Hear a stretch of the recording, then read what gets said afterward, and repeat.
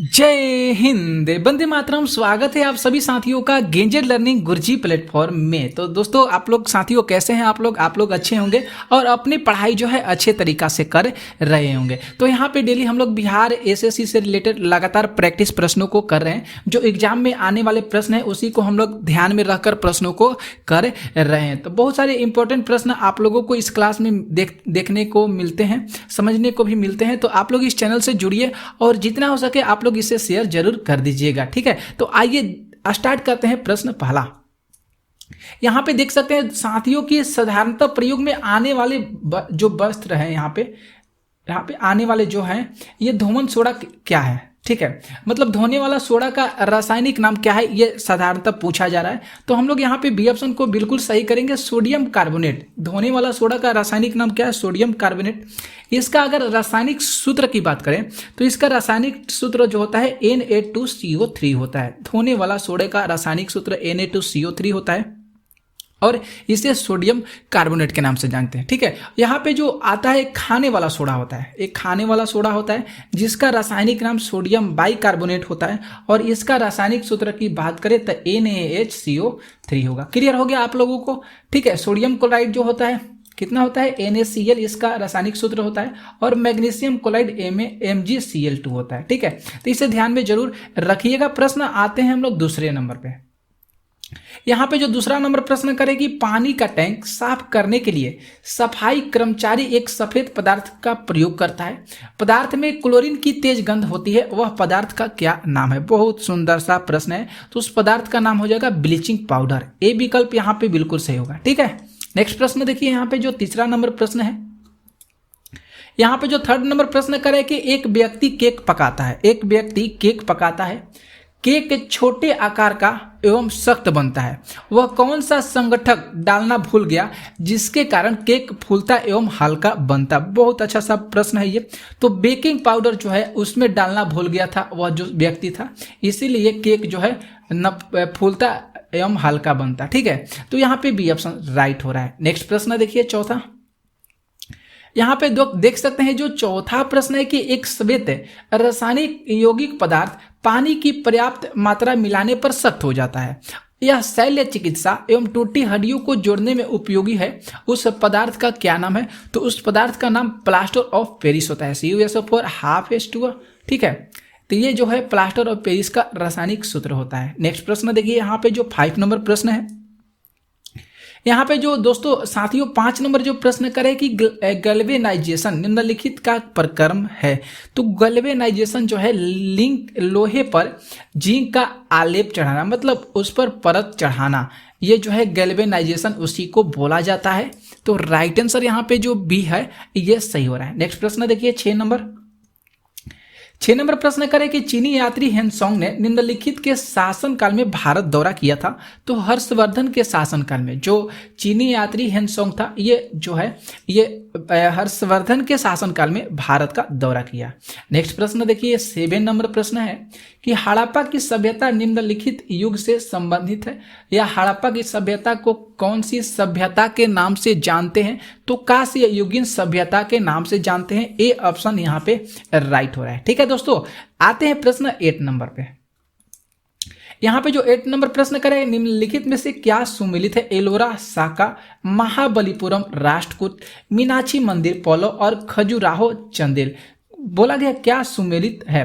तो खजुराहो जो हो जाएगा ये चंदेल के शासकों के द्वारा बनाया गया था, जो खजुराहो का मंदिर है। डी ऑप्शन यहाँ पे सही हो रहा है। नेक्स्ट प्रश्न देखते हैं 9 नंबर प्रश्न पे।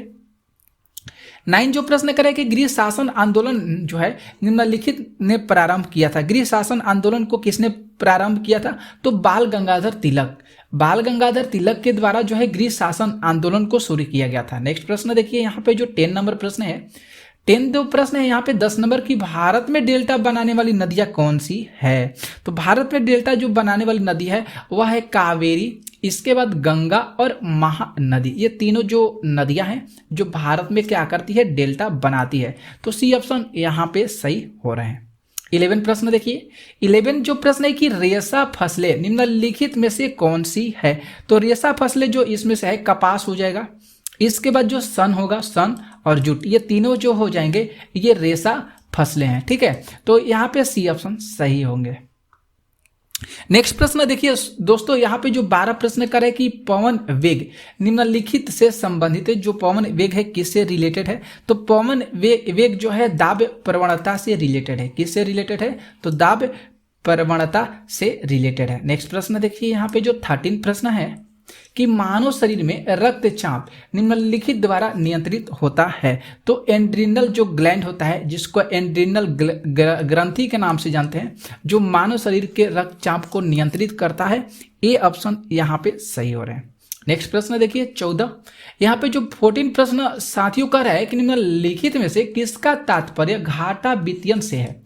बहुत सुंदर सा प्रश्न है। तो इसका जो तात्पर्य है घाटा वित्तीयन का, वह बजट घाटा से रिलेटेड है। किससे रिलेटेड है? तो वह बजट घाटा से रिलेटेड है। दोस्तों आप लोगों को अगर इस क्लास की PDF चाहिए तो जरूर आप लोग इससे ले सकते हैं। डिस्क्रिप्शन में टेलीग्राम चैनल का लिंक दिया गया है, ज्वाइन कीजिए, वहां पे इस क्लास की PDF जरूर मिल जाएगी। नेक्स्ट प्रश्न देखिए, यहाँ पे जो 15 प्रश्न करे कि अंतर्राष्ट्रीय मुद्रा कोष है सदस्य देशों की सहायता करता है। जो अंतर्राष्ट्रीय मुद्रा कोष है ये कौन सदस्य जो है, ये कौन से सदस्य देशों की सहायता करता है?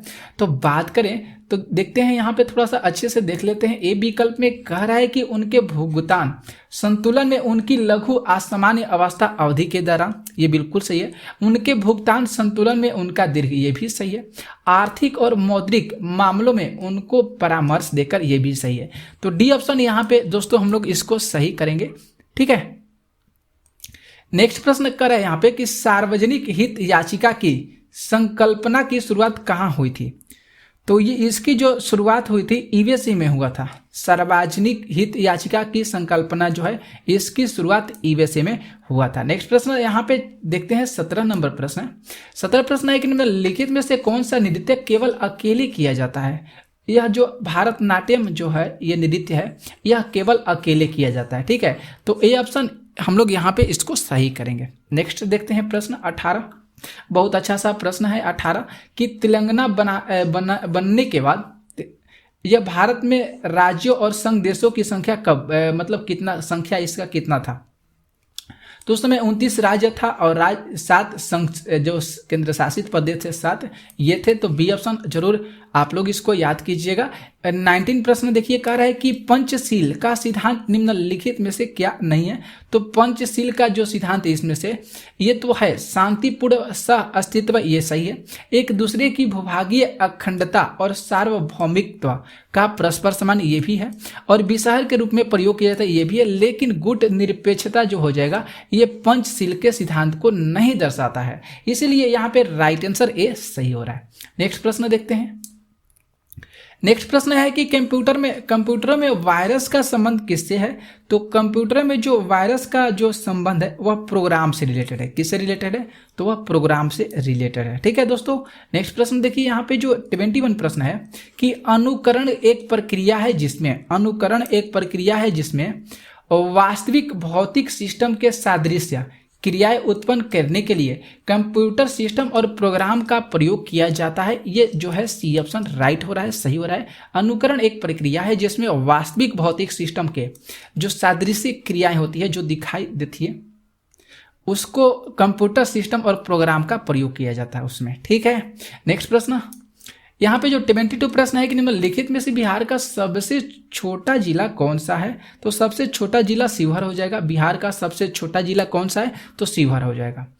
यहाँ पे जो 23 प्रश्न करे कि मखदुम कुंड कहाँ स्थित है? तो मखदुम कुंड जो है राजगीर में स्थित है। कहाँ पे स्थित है दोस्तों? मखदुम कुंड। तो ये मखदुम कुंड जो है राजगीर में स्थित है। नेक्स्ट प्रश्न यहाँ पे जो 24 प्रश्न है कि 12 अप्रैल 2014 को वर्ष 2013 का दादा साहेब फाल्के पुरस्कार किसे प्रदान करने की घोषणा की गई है? तो यहाँ पे जो गीताकार गुलजार हैं इनको 12 अप्रैल 2014 को वर्ष 2013 का दादा साहेब फाल्के पुरस्कार से इनको प्रदान किया गया। किसको? तो गीताकार गुलजार को। ध्यान रखिएगा, बहुत इंपॉर्टेंट सा ये प्रश्न है। 25 प्रश्न है कि ऊंचे पहाड़ पर ध्वनि का वेग कम होता है, क्यों? बहुत अच्छा सा प्रश्न है ये कि ऊंचे पहाड़ पर ध्वनि का वेग होता है कम। ठीक है, तो इस तरह के देखिए दोस्तों, इस तरह के प्रश्न जो हैं आपके एग्जाम में जरूर पूछे जाते हैं, बहुत बार एग्जाम में प्रश्न पूछे जाएंगे, तो ध्यान में रखिएगा और अपना जो मॉक टेस्ट है उसे जरूर दीजिएगा, क्योंकि इस समय आप लोगों के लिए प्रैक्टिस जो है बहुत जरूरी है, बहुत इंपॉर्टेंट है दोस्तों। ठीक है, तो आइए हम लोग यहाँ पे देखते हैं जो 25 प्रश्न कर रहा है कि ऊंचे पहाड़ पर ध्वनि का वेग कम होता है। क्यों? क्योंकि यहाँ पे वायु जो शीतलित होता है, इसी के वजह से ये जो है ऊंचे पहाड़ पर ध्वनि का वेग कम होता है। ठीक है दोस्तों, नेक्स्ट प्रश्न हम लोग आते हैं जो 26 प्रश्न है कि जल में ध्वनि का वेग कम होता है। क्यों? जल में ध्वनि का वेग कम होता है क्योंकि जल जो है संघनत्तर होता है। जल कैसा होता है? तो जल संघनत्तर होता है। ठीक है, नेक्स्ट प्रश्न देखिए यहाँ पे जो